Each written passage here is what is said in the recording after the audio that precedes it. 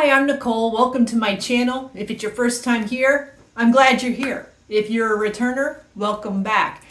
This is my first free-form video. Usually I script out everything and kind of just read it word for word, trying something a little bit different because that's what the YouTube people tell us to do.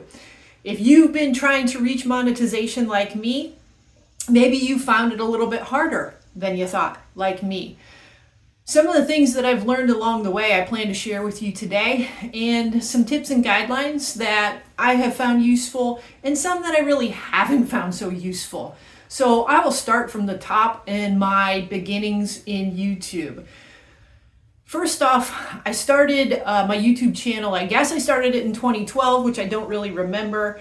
I must have joined YouTube in 2012 and just used it passively because that's what you did when you wanted to watch videos. So I guess I joined. I don't know. I don't remember doing it, but nonetheless I did.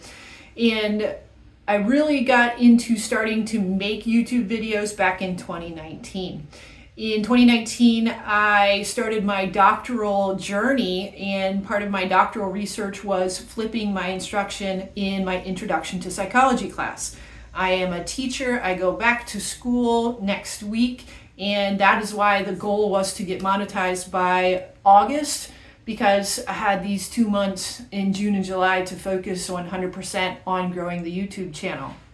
Now, since this is a free-form video, I'm going to do a little bit less editing, and you might find some ahs and ums, and I say the word so a lot I've found in these YouTube videos, so try to avoid doing that. That is one thing that I've learned, that I say fillers a lot. Here we go. I almost said so. Beginnings. Doctoral research. I started making YouTube videos in 2019. I flipped my classroom for about 5 units, and I'm still making videos for Introduction to Psychology. So if that is something of interest to you, go to my playlists in Introduction to Psychology, and you can take the course along with my students.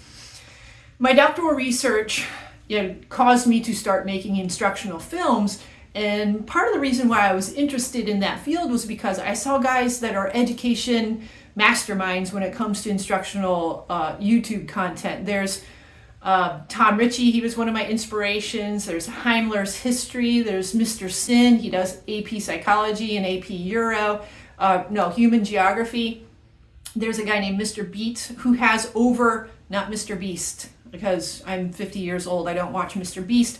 Mr. Beat does history stuff, and he has over 1 million subscribers. His videos are so good. So these guys were some of my inspiration for flipping my Introduction to Psychology class, and they make great videos. I don't know how they do it, but their video production is just top notch.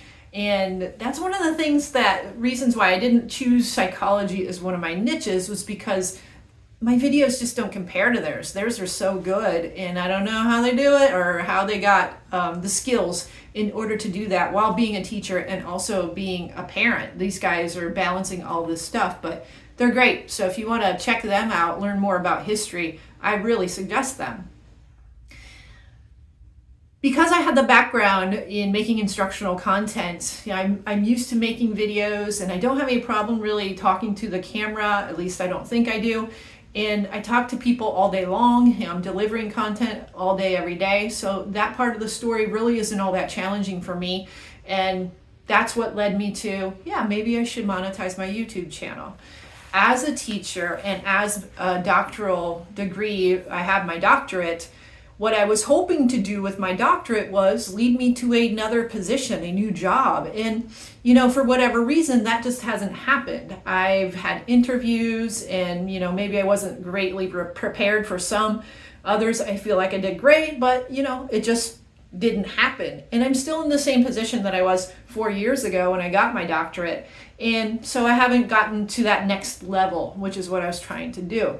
So I made the decision that I wanted to go back to school to get my master's degree so that I can go into administration. So my master's will be in educational leadership and something like that, which I should probably know and not be saying something like that. I don't know.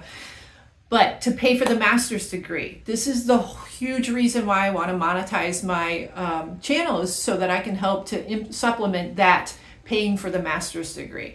Now, I have had positions in school for leadership, but I just have to fulfill the protocols that are expected for my state. So I've coached for 18 years. I am presently a run coach, and I feel like I have the skills needed to be a quality leader, but the state doesn't agree with me. So I have to go through the hoops and get the proper training, which I'm looking forward to. It starts in a few weeks. So beginnings, this is what I've learned about that is I have a high level of motivation to creating instructional content and quality videos that bring value to people, and that's what I hope to do. As a freeform video, I didn't write a script for this one, so I'm going to refer to my bullets here. One of the things that I've learned, this is number 2 on my bullet points. Number 2 is about the algorithm. So YouTube is a social media platform, and one thing I didn't really consider about it was that people go to it for fun stuff, which, yeah, but I primarily use YouTube to find things out, to learn more about a specific topic, and that's really what I was previously making videos about. How do you screw in a light bulb? That's stupid. That's not what I look it up for. But to learn more about things that I'm teaching about, or to clarify something, or how to put an air filter into my car, which is what it got used for the other day. Instructional stuff, answers to questions. But it is also social media. So it is rival to, I think it's second to Facebook in the amount of people that are into YouTube. The thing about the algorithm is it indicates to YouTube what you are watching. So when people like your videos, it's more likely to show up in their feeds. So like this video if you find something of value. But the likes indicate that people are watching this video, which means that YouTube is going to get more advertisers in that specific joint. So you win, I win when we like a video. It indicates to YouTube that eyeballs are on this video, and this is the one that we should gear our advertisement to. That's where the monetization money comes from. So we get, I think, not we, because I'm not among them yet, but 50% of the revenue goes to the creators. I'm probably wrong about that number, but it's something really kind of high. YouTube is for everything. There's a community, you can post there. I've posted pictures. So there's really kind of a lot of uses for YouTube that I just didn't realize. It's focused on the algorithm. Number 3 that I found out that I didn't know before is that I'm having a lot of fun doing this. It's like a new hobby. And while I do love being an educator, and I don't ever consider that this is going to be my full-time gig, it's like just another thing to do it's fun. I get to stretch my creative energies. I watch other videos to get ideas. I listen to the creators who tell me what I'm supposed to be doing to appeal to more people, and it's just fun. I choose people who I am going to design for, and that's one of my other bullet points here. So number 4, I design lessons, or not necessarily lessons. I don't consider my videos lessons right now, but I design these videos with one specific person in mind, and that demographic are really kind of people like me who are trying to balance fitness with their careers, and that's the niche that I've chosen. And here is one of the things that the gurus will tell you is that you're supposed to choose your niche. And that for me was a bit challenging because I have a wide variety of interests, but primarily they say choose something that you're passionate about and that you can talk about without any difficulty. And that, in contrast to my psychology videos, is where I get a little bit of a imposter syndrome because, I'm not a professional runner, I'm not a professional fitness person, I don't have any certification, but I do have a love for it. I started running, sustained running 10 years ago. And along that journey, I found out so much about myself, about other people. And that's what I want to share is just my passion about it and reasons why it is like the air that I breathe now. My fitness journey is, if I didn't do it, it would severely affect my mental health. And that brings me to another point that has been a bit disappointing on the YouTube front is that, I can put a lot of heart and soul into one particular video, and sometimes those videos don't go anywhere, and that gets a little bit frustrating. Some of the frustrations have to do with not fitting the algorithm and not being the things that people are tuning in for.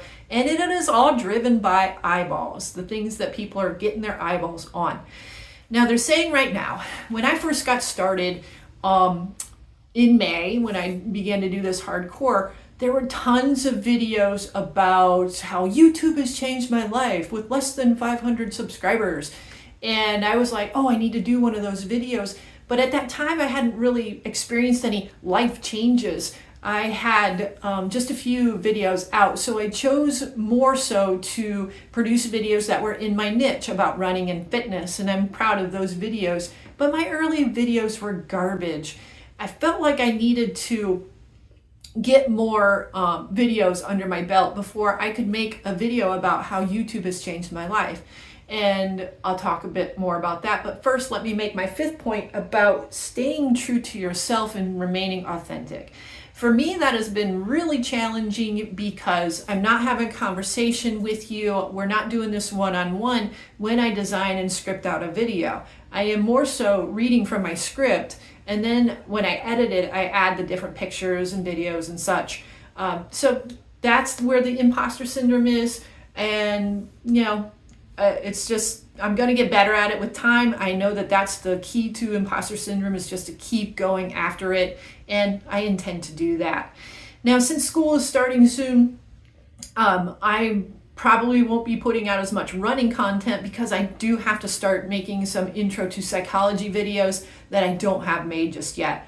Yesterday, I spent some time doing that about motivation and emotion, which is one of my favorite topics in psychology. And teaching psychology is just so much fun because we learn so much more about ourselves. Students come into it thinking that they're going to learn about other people and how do I detect a liar and read about psychopaths and sociopaths. And yeah, we do that a little bit, but ultimately it's learning more about your own behavior. And it's just a lot of fun. I was going to tell you about something that I don't remember what it was now because I don't have a script, and I said stay true to you, be authentic. The problem with that is, how do I do it in my niche without sounding like a robot? Still a challenge. So to conclude, well, first off, the things that I've learned include that I'm highly driven around this. The motivation for me to monetize my YouTube channel is pretty high, though I find now that it's not so much about the money and just having fun with it, and more like a hobby. I don't want to give up my day job. I just want to get like $200 a month so that I can help pay for this master's degree. Number two was the algorithm. If you like my videos, there's more probability that other people are going to see it, and that can work for you too if you're trying to monetize your YouTube channel. So like and subscribe, y'all. Have a lot of fun. I'm trying to bring value to other people, and one of the ways I'm doing it is searching my own noggin for new ideas, which is fun. I'm also finding that I can do ordinary things. Like, I have taken video of vacation, I've taken video of I rode my bike in the Greenway. Even though I haven't made a video about it yet, I have the content out there in the cloud, so anytime I can make a video about that. Ordinary stuff, easy stuff to make videos. Like, I'm thinking about all the possibilities all the time, which is cool. Design for a specific viewer. Have somebody in mind that you want to add value to their life. So a video like, are you able to do 10 strength drills when you are 50 years or older? That was one of my big ones. It was fun and challenging to make too. And being authentic. That's part of the hard part, is how do I bring authenticity when I'm trying to tell you about running and fitness? Well, I can tell it to you this way. I'm training for a half marathon this year. Half marathon I'm going to run on November 3rd and also on November 16th. My goal for the one on November 16th is to PR that one and then follow it with, on December 14th, I run another one, and I want to beat my PR. So these are goals that I have, which I'll be sharing more about later. Back to YouTube though. When I started YouTube, I had the goal of YouTube monetization. Started May 19th, put out my first big video about This is my journey. And my goal was by the end of the summer, I think I already said, I wanted to be monetized by August. That hasn't happened. So I've created a new goal, and the new goal is by my 51st birthday, at least 500 subscribers. And if I don't have 500 subscribers by my 51st birthday, which is on October 31st, we won't be having cupcakes for my birthday, and we won't be celebrating on YouTube, but I will be celebrating my birthday. Yet another reason why I want to try to monetize the YouTube is that it's something I can do in my retirement. So that's something to look forward to also. All right, I'll keep making the videos. I will keep you updated on my half marathon journeys. I will keep you updated on monetization journeys. And I hope that you found something of interest here. Listen, if you're trying to monetize your YouTube channel, if you're trying to run a half marathon, if you're trying to do life, I wish you the best and I hope for the best for you. If you ever need a pep talk, I am here for you. Like and subscribe, or just, comment on my video, and I'm happy to have a one-on-one with you. Let's go.